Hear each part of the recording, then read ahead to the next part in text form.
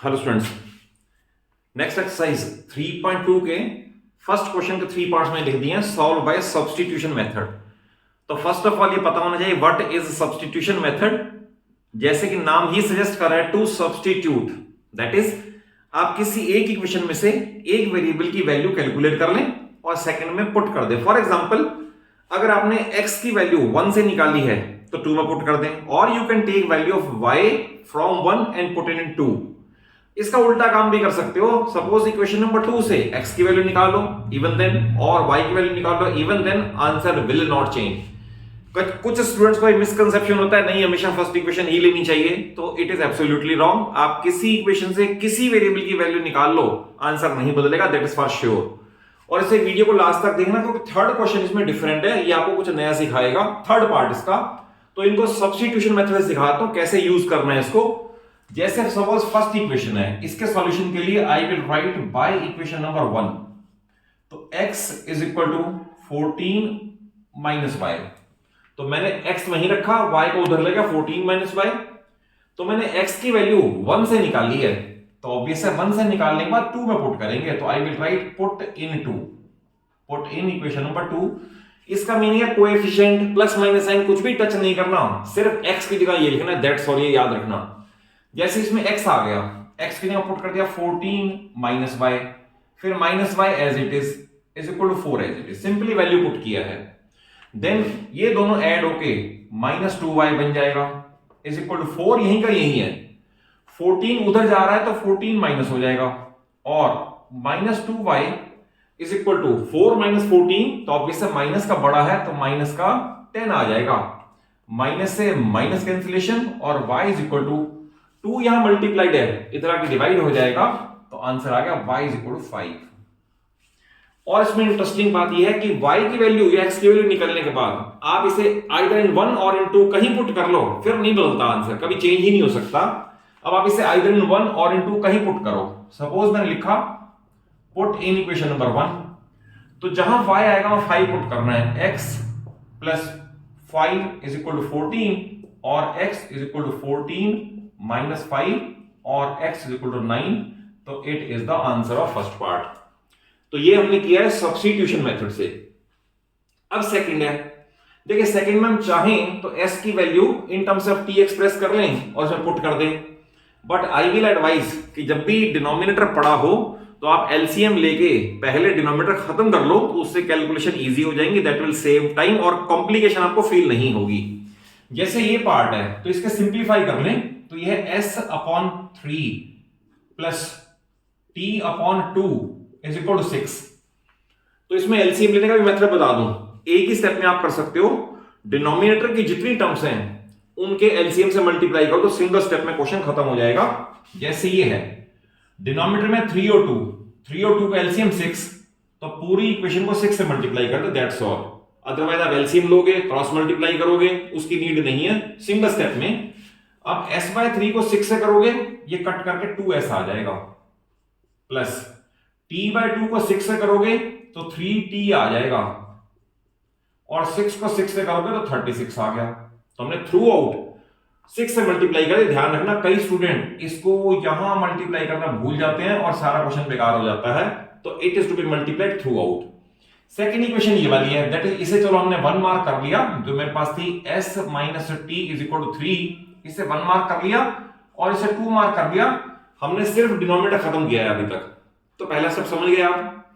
अब इसमें क्या है, सपोज s की वैल्यू निकाल लें, तो s की वैल्यू आई इज इक्वल टू 3, और ये उधर जाके प्लस हो जाएगा 3 प्लस t। तो मैंने एक वेरिएबल की वैल्यू निकाल ली इक्वेशन नंबर 1 से। अगर निकाली 1 से है तो सब्स्टिट्यूट 2 में करेंगे, तो 2 में सब्स्टिट्यूट करना है।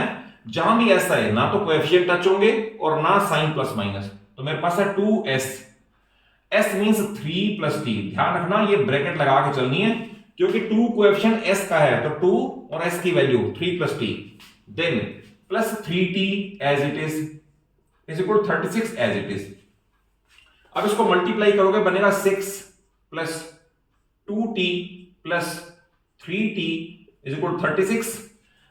t वाली दो टर्म्स लाइक टर्म्स हैं, इन्हें ऐड कर दो, 5t इज इक्वल टू 6, उधर जाके माइनस होगा तो इट विल बिकम 30।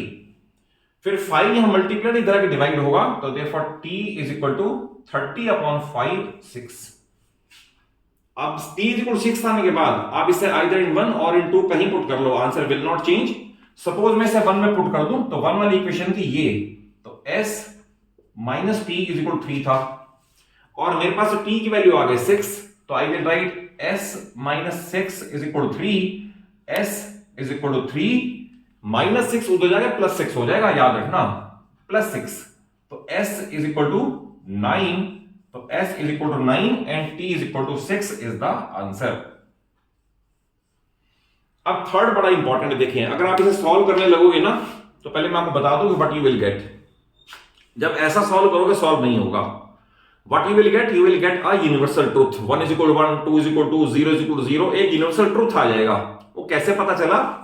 जैसे इस इक्वेशन में देखो, मैं दोबारा लिख देता हूं, एक है 3x minus y is equal to 3। अब सेकेंड इक्वेशन में हाईएस्ट पॉसिबल कॉमन ले लें, हमारे पास है इक्वेशन ये 9x minus 3y is equal to 9। कुछ कॉमन आ सकता है ना, 3 कॉमन आ सकता है, तो सबसे पहले हाईएस्ट पॉसिबल कॉमन ले लें। व्हाट आई विल गेट, यहां से 3 कॉमन ले लिया, अंदर बचेगा 3x, यहां से 3 बाहर गया, y इज इक्वल टू 9 आ गया, 3 कॉमन ले लिया। 3 यहां मल्टीप्लाइड है, इधर की डिवाइड होगा, तो 3x minus y is equal 9। ये ध्यान रखना, कई बच्चे से माइनस कर देते हैं, नो, ये यहां मल्टीप्लाइड है, उधर जाके डिवाइड होगा, तो इसे डिवाइड किया तो वी गेट 3, तो इक्वेशन बनी 3x minus y is equal 3। तो इंपॉर्टेंट ये है इसके अंदर कि दोनों इक्वेशन सेम आ गई। हाईएस्ट पॉसिबल कॉमन लेने के बाद पहली इक्वेशन भी यही है, 3x minus y is equal 3, second भी सेम आ गई। तो जब दोनों इक्वेशन सेम आ गई तो ग्राफ भी तो सेम आएगा, ग्राफ भी सेम आएगा, तो इस केस में we will write system will have infinite number of solutions, infinite number of solutions. और आप इसे अगर एल्जेब्रिकल कंडीशन में भी याद करो, देखो आप ध्यान से, अगर मैं a1 अपॉन a2 लूं उसकी वैल्यू 1, b1 अपॉन b2 लूं -1 अपॉन -1 उसकी वैल्यू भी 1, और c1 अपॉन c2 लूं उसकी वैल्यू भी 1। तो अगर a1 upon a2 equal to b1 upon b2 equal to c1 upon c2 होता है, तो उस केस में ग्राफ हमेशा ही ओवरलैपिंग लाइंस यानी कोइंसिडेंटल लाइंस आएंगी। इसमें हमें यूनिक सॉल्यूशन मिला, दैट इज एक यूनिक वैल्यू मिली x और y की, यूनिक वैल्यू मिली s और t की। बट अगर कुछ कॉमन लेके दोनों इक्वेशन सेम ही बन जाए, तो इस केस में we will say that the system has infinite number of solutions, और उसको सॉल्व करने की नीड नहीं है। जो सॉल्यूशन आपके लिए कहोगे इसके लिए है, वो इसका भी होगा, तो इससे फर्दर कोई सॉल्व नहीं करना, क्वेश्चन टर्मिनेट्स हियर।